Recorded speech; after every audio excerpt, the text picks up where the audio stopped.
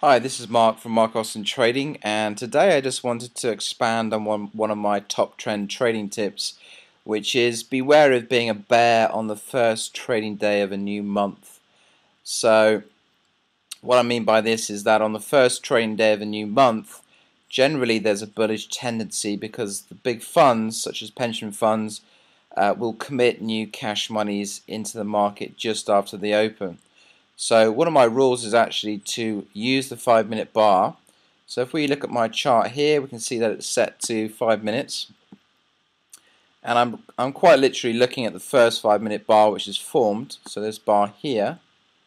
And I'm looking for a 2-pip break either way to enter me long or short into the market.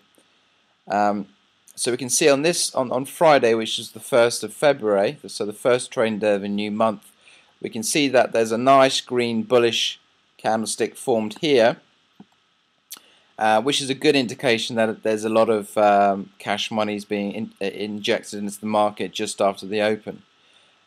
So I would have gone for a break 2 pips above here.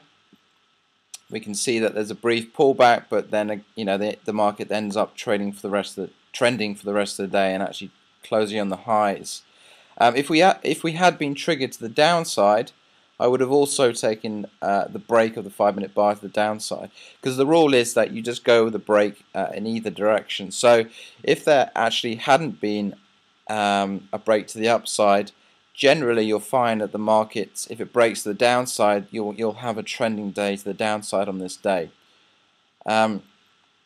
So I integrate this rule into my gap trading as well, into my gap trading strategies.